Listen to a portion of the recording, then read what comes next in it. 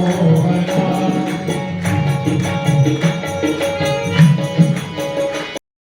की तरह उतरती और आप सब कथाओं को सुनाने में एकदम प्रवीण है, लेकिन सूत जी ने जल्दी कथा सुनाते भी नहीं।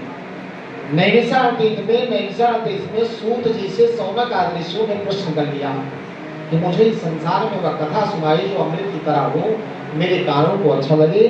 आप तो बहुत कहा विश्राम्य योग विभूतम च जनार्दनः भूयं कथं तृप्तेश्वरितो नाम कीर्तः। कहा मैं वह कथा निश्चित रूप से कथा सुनाऊंगा, जैसे भगवान ने अर्जुन से कहा था कि मैं आपको गीता सुनाऊंगा और आपको ध्यान से सुनना है और अपने जीवन में उतारना है। ऐसे ही सूत जी ने उनको कहा कि मैं आपको कथा ध्यान से सुनाऊंगा, लेकिन मेरे कुछ नियम है कथा के, उसको भी आपको ध्यान रखना। तो कहते पहले मेरी बात पूरी सुन लीजिए। सौनक जी जो कथा सुनने बैठे थे वो कहते पहले मेरी बात सुनिए, मुझको कैसे सुनना है, क्यों सुनना है और आपके अंदर कितना गुण है पहले आपको हम बता देंगे। और आप क्योंकि गुणवान आदमी अपने गुण का अगर अनुभव कर ले जाए तो उसको घमंड हो जाता है। तो ज्ञानी को अनुभव कराने के लिए सामने वाला कहता है कि आप तो बड़े ज्ञानी हैं। अगर हमें स्वयं अनुभव हो जाए हम तो बहुत बड़े ज्ञानी हो गए, तुम तो घमंडी हो गए। इसलिए सौनक ऋषियों ने कहा अज्ञान ध्वांत विध्वंस कोटि सूर्य समप्रभा सूताख्यायी कथा सारं मम कर्ण रसायनम भक्ति ज्ञान विराग्यातो विवेको वर्धतो महान माया मोह निरासस्य वैष्णवे प्रियते प्रथम। देखो आप मुझको इतने ज्ञानी हैं आप कि सूर्य एक नहीं जितना प्रकाश करता है, ऐसे मानो अनुभव हम करते हैं जितना प्रकाश संसार को मिलता है एक बार में। तो अगर आप एक बार कथा कहें तो इतना ज्ञान आपके पास है, हमारे अज्ञानता को नष्ट करने के लिए आप करोड़ों सूर्य के समान है, ऐसा प्रकाश आप दिखा सकते हैं। तो मुझे वैसा कथा सुनाइए जो हमारे कानों को भी अच्छा लगे और भक्ति ज्ञान वैराग्य हमारे जीवन में आ जाए, ऐसा कुछ नहीं। तो सूत जी बड़ी जल्दी से कहने लगे प्रीति सौनक विद्ये हजोच में विचार्य चा सर्व सिद्धांत संपन्न निष्पन्न संसार भयनाशन। कहा सौनक ऋषि आपको बहुत कथा सुनने का प्रेम है ना, सौनक ऋषि आप लोगों को बहुत कथा सुनने का प्रेम है ना। हम तो आप 150 आदमी बैठते हैं कथा सुनते हैं और वहां कथा सुनने वाले 88,000 लोग एक साथ बैठ करके सुनते हैं। तो कहते हैं प्रीति सौनक चित्त के हजूस विचार्य चा, मेरे मन में विचार तो आ गया कि मैं सुनाऊं, लेकिन मेरे कुछ सिद्धांत है। सर्व सिद्धांत निष्पन्न संसार भय नाश, मेरा कुछ सिद्धांत है जो भय को नाश कर देता है, उसका अर्थ भक्तोर वर्धनम यच्च कृष्णं को हेतु करो तदेहं ते विदास्याम सावधान तदाश्रो। आप सावधान होकर के कथा सुने, मैं आपको सुनाऊंगा, क्योंकि यह कथा भागवत की अभक्तास विज्ञान ददो न कथा कृतम, जिसको कथा सुनने की रुचियां हो उसको इसको देना नहीं चाहिए। श्रीमद् भागवती वाता श्रवणाम दुर्लभ, यह भागवत की कथा देवताओं के लिए दुर्लभ है। हम तो आप बहुत भाग्यवान हैं जो पृथ्वी पर रह करके भगवान की कथा सुनकर सुनते हैं। तब की बात सूची ने कह दिया कि जब भागवत कथा राजा परीक्षित श्रवण करने बैठे हैं तो तभी देवता लोग अमृत का कलश लेके आ गए। बोले महाराज इसको लीजिए, इनको अमृत का पान करा दीजिए और कथा रूपी अमृत हमको मिला दीजिए। सुखदेव जी धिक्कारने लगे देवताओं को, कहते आपको शर्म नहीं लगती? आप हीरा लेकर के कांच लेकर के हीरा खरीदना चाहते हैं? कथा रूपी अमृत को और अपने इस अमृत से आप उनको लगाते हैं? ऐसा नहीं कहा। श्रीमद् भागवती वार्ता सुराणाम दुर्लभा, देवताओं के लिए भी यह दुर्लभ है। इसलिए हम तो भाग्यवान है जो मनुष्य के शरीर सुंदर पाए हैं और सुंदर भगवान की कथा सुने। तो कहा मैं एक कथा बताता हूँ, आप ध्यान से सुनिए। सूत जी कहते सुनिए, राजा परीक्षित को कथा क्यों सुनना पड़ा, कारण क्या था? कहते मैं वहां से आरंभ करता हूँ। एक बार की बात है कि नारद जी जो थे पृथ्वी का भ्रमण कर रहे थे। सुनिए, नारद जी पृथ्वी का भ्रमण कर रहे थे और भ्रमण करते करते करते करते बद्रिकाश्रम में पहुंच गए, बद्री नारायण मंदिर। आज जहाँ बद्रीनारायण मंदिर है उसी स्थान पर सनकादिक लोग कथा सुना रहे हैं। सनकादिक कौन है? ब्रह्मा जी के 4 पुत्र हैं जिनका नाम सनक, सनंदन, सनातन और सनत कुमार है। समझ में आ रहा ना आपके? तो नारद जी जो है सनक, सनंदन, सनातन और सनत कुमार के पास पहुंचे। और कैसे पहुंचे? बहुत उदास मन से। क्यों उदास मन से पहुंचे? क्योंकि हम पृथ्वी का भ्रमण कर रहे हैं। एक कौतूहल देखा था, एक ऐसी समस्या उनके सामने संसार की आई, उसको देख करके नारद जी बहुत उदास हो गए। तो वहां गए तो सनकादिकों ने पूछा कि महाराज आप कहाँ से आ रहे हैं? और वो सनकादिक हैं। कैसे? 4 भाई हैं, चारों में से एक कथा सुनाता है और 3 बैठ के सुनते हैं। अब जब वो थक जाता है तो दूसरा भाई उठ करके आगे ऊपर बैठ जाता है तो 3 भाई भी सुनते हैं। ये नियम है उनका। कथा भगवान की अनवरत चलती है।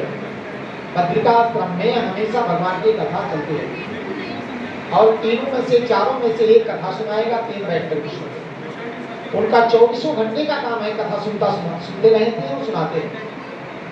तो नारद जी उसी स्थान पर पहुंचे थे जहां सनकादिक 4 भाई। और वहां जब वो पहुंचे तो सनकादिकों ने नारद जी को देखा कि संत आ रहे हैं तो बड़ा अच्छा, कथा में कोई संत ब्राह्मण आ जाता, योग विद्वान आ जाते हैं तो बड़ा अच्छा लगता है। ऐसे स्थानों पर देख करके नारद जी को बड़ा प्रसन्न हुए संत। कहा महाराज आप कहाँ से आ रहे हैं? आप बहुत उदास।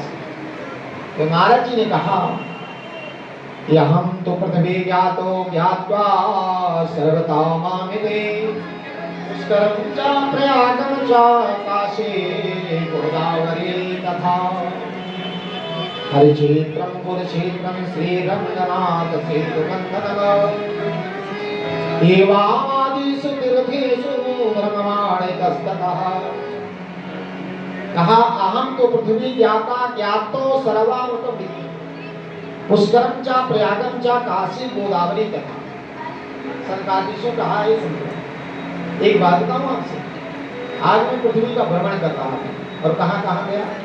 पुष्करम चा प्रयागम चा काशी गोदावरी तथा हरिक्षेत्रम चा कुरुक्षेत्रम श्रीरंगनाथ सेतुबन्धनम्। पुष्कर चला गया। पुष्कर कहाँ है? राजस्थान। और प्रयाग कहाँ है? इलाहाबाद। काशी चले गए, बनारस चले गए। गोदावरी कहाँ पर है? हर क्षेत्र। कहाँ? हर क्षेत्र, कुरुक्षेत्र चले गए। श्री रंगनाथ सेतुबंध, सेतुबंध रामेश्वर कहाँ पड़ता है?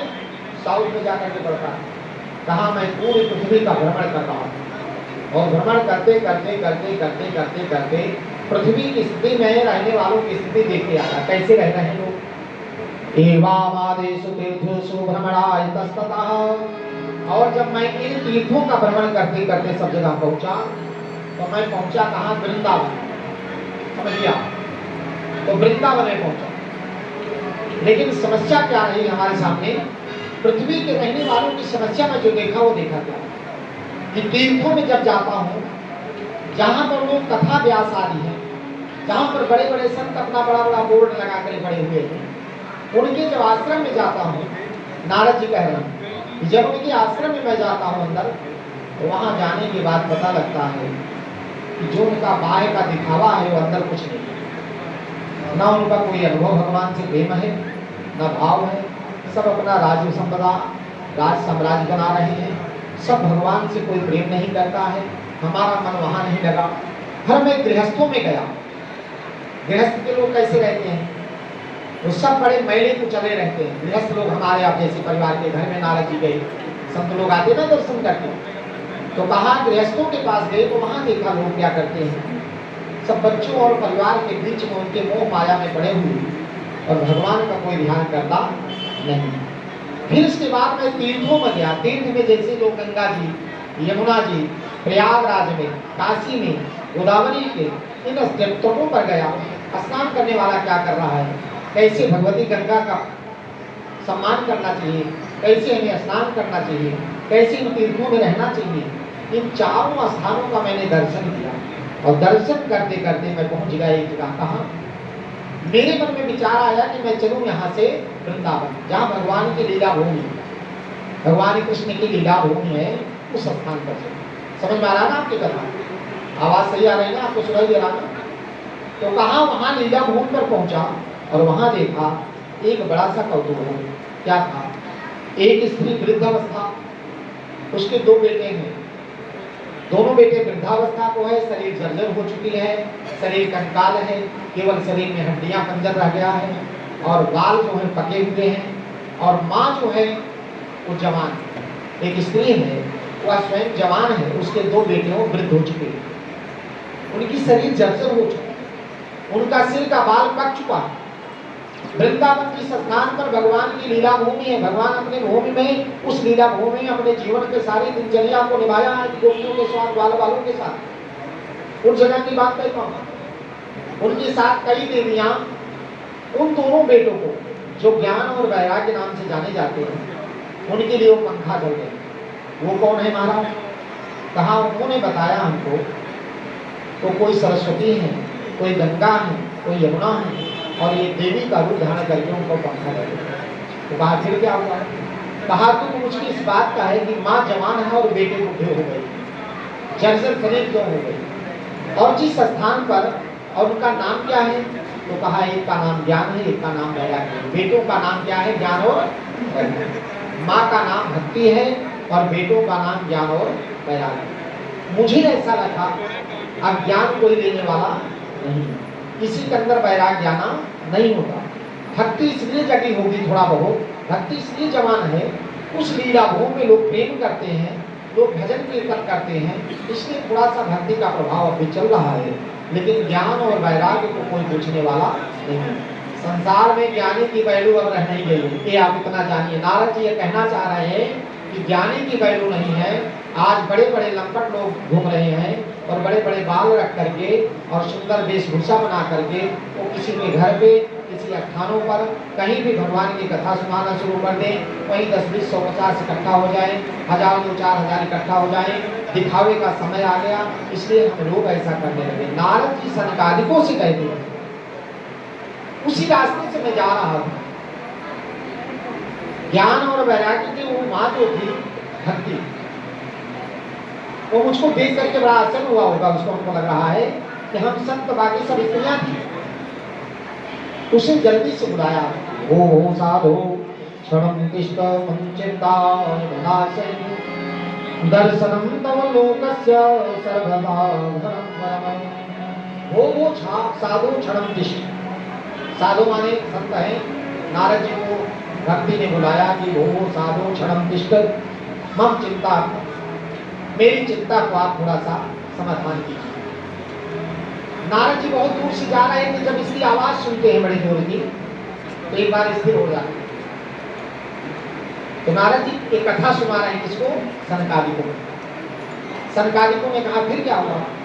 कहा जब हम वहां चले गए तो स्थिति वहां देखा कि माँ तो जवान है, माँ का नाम भक्ति है और बेटों का नाम ज्ञान और वैराग्य है। ज्ञान और वैराग्य जो है, शरीर जर्जर हो चुका है, उनका सिर का बाल जो है वो पका हुआ है, शरीर आचेत पड़ी हुई है, उनको लोग पंखा चल रही हैं देवियां, और फिर भी उनके अंदर उठने की सामर्थ नहीं। ये क्या है? मैंने बहुत विचार किया, लेकिन वो देवी कह रही कि मैंने सुना है कि साधु संतों का दर्शन हो जाता है तो जीवन धन्य हो जाता है, बिगड़ा काम भी बन जाता है। दर्शनम तो लोक से सर्वभावनम, जन्म जन्मांतरों का पाप जो होता वो भी, आग जो होता वो भी नष्ट हो जाता है। तो नारद जी ने कहा कि जब मैं इनके पास गया, पूछा देवी ये कौन है, आप कौन है?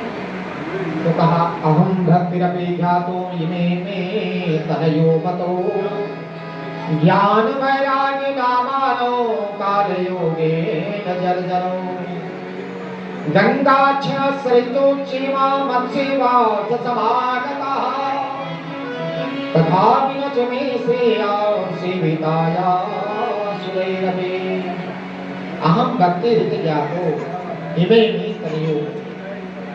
कहा मेरा नाम है भक्ति और ये मेरे 2 तनय हैं, मतलब 2 बेटे हैं, इनका नाम है ज्ञान वैराग्य नाम आनो काल युगेन जर्जर। ये कलयुग के प्रभाव से ये जर्जर हो चुके, अर्थात ये स्थिति में खराब हो चुके। समझिए आप चाचा, आप हमारी तरफ ध्यान रखें, आपका ध्यान है ना कथा की तरफ। ज्ञान वैराग्य इनका नाम है और भक्ति जो है उनका बेटे, इनकी माँ।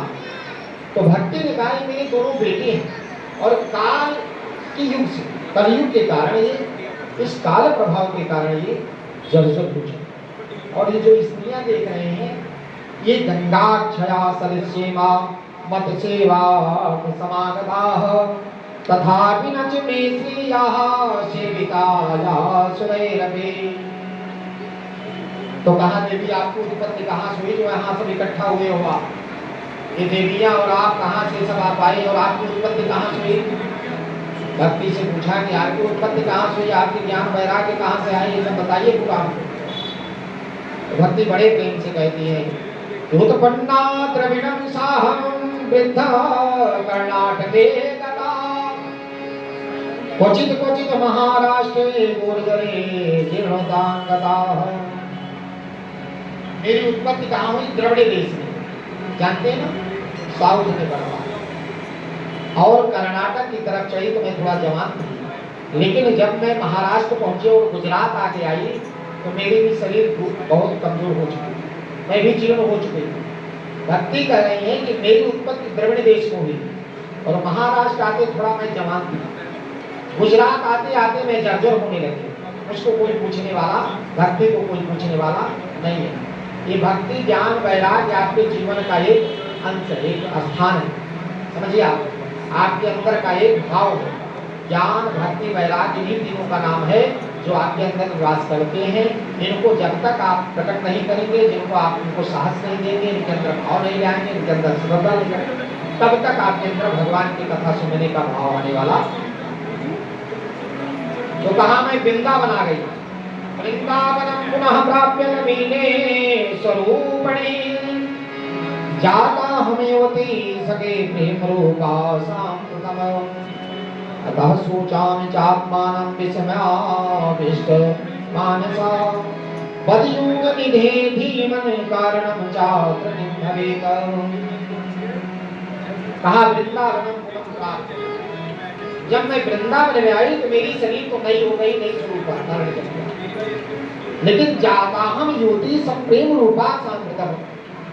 कहा ये सब जो युवतियां हैं जो हमारे साथ हैं, मुझे लगता है कि मेरे बेटों का जो ये दशा हुई यहाँ क्यों, हमारी स्थिति जो ऐसा हो गया, लेकिन हमारे बेटों का क्यों हुआ? भगवान आप कुछ कृपा कीजिए, हमारे ऊपर दया कीजिए। नारद जी से ये कह रहे हैं और नारद जी ये कथा सुना रहे हैं सनकादि को, सूत जी सोमनाथ ऋषियों को सुना रहे हैं। अतो हम सोचामि चात्मानं विस्मास विश्वमानसः, यही मेरे मन में सोच बसी हुई है कि मेरे बेटे ज्ञान और वैराग्य को कोई पूछने वाला नहीं है।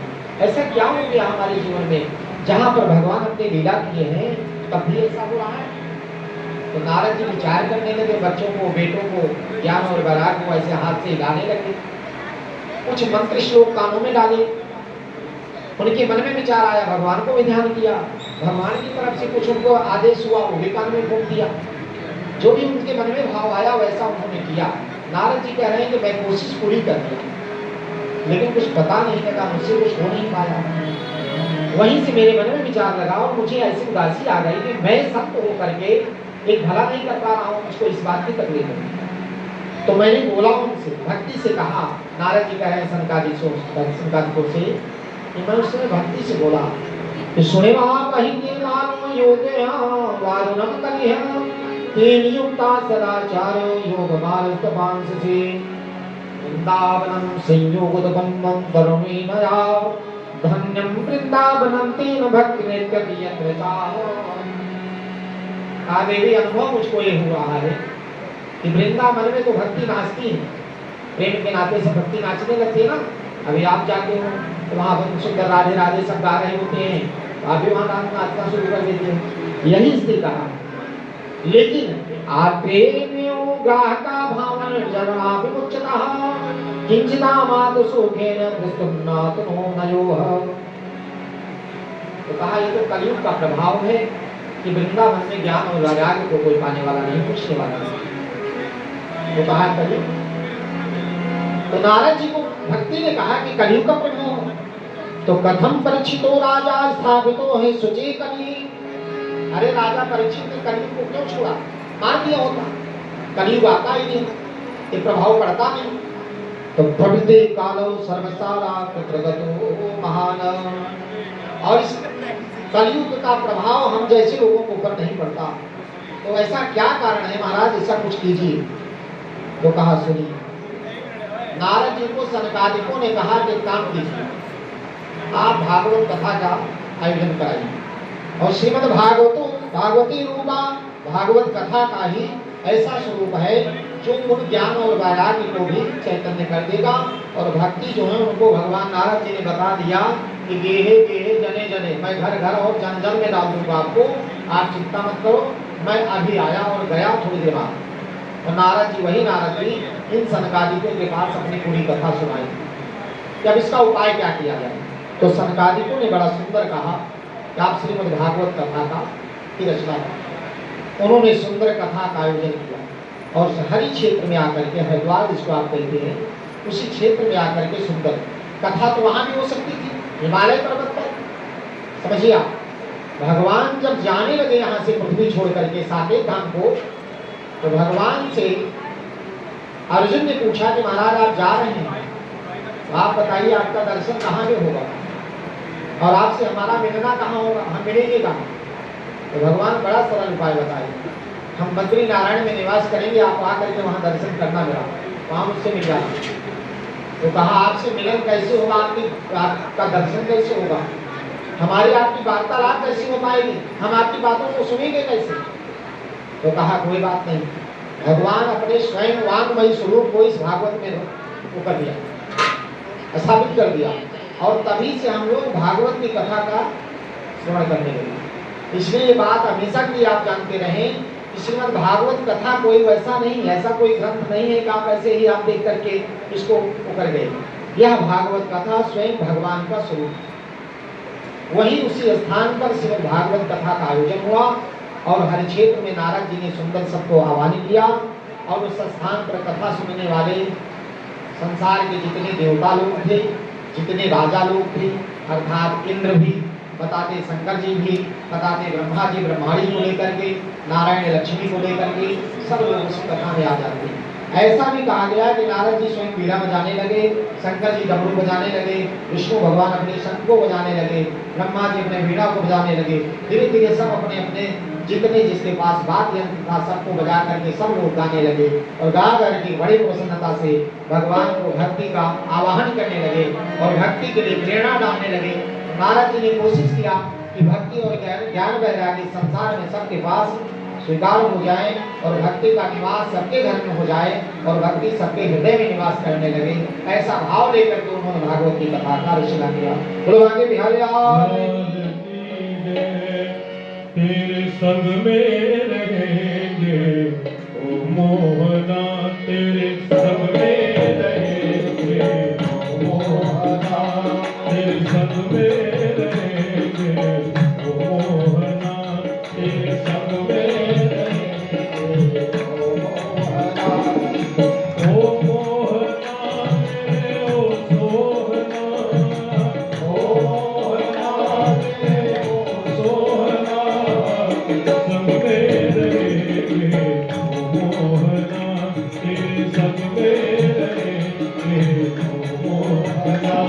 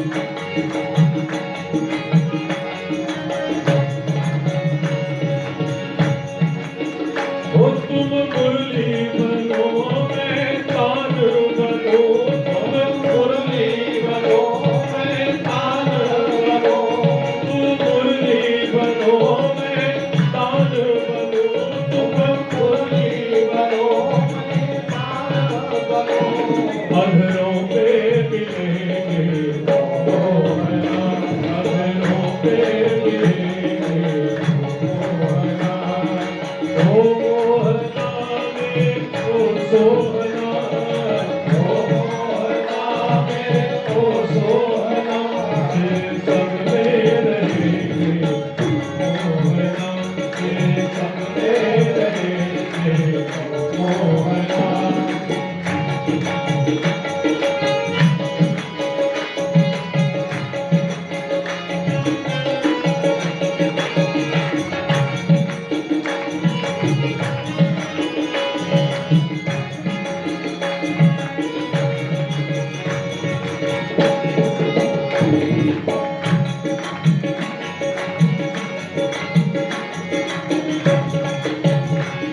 तुम पुष्प बनो मैं धागा बनो तुम पुष्प बनो मैं धागा बनो तुम पुष्प बनो मैं धागा बनो तुम पुष्प बनो मैं धागा बनो माला में मिलेंगे मोहना माला में मिलेंगे मोहना ओ मोहना मेरे ओ सोहना ओ मोहना मेरे ओ सोहना तेरे संग में रहेंगे मोहना तेरे संग में रहेंगे मोहना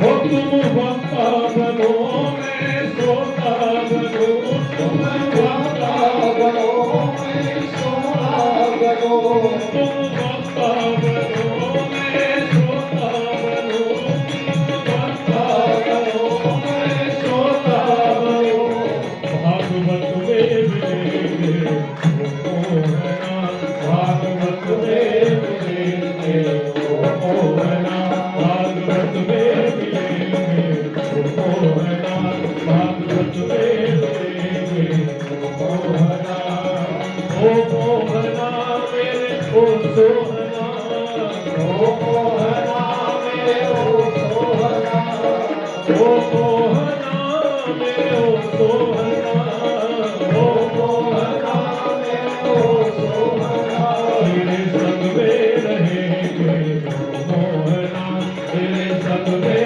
रहेंगे मोहना तेरे संग में रहे तेरे संग में रहे तेरे संग में रहेंगे मोहना अहो नारद धन्यो वसे विरक्ता नाम शिरोमणिः सदा श्री कृष्ण दासा नाम अग्रणीयोर्भास्करः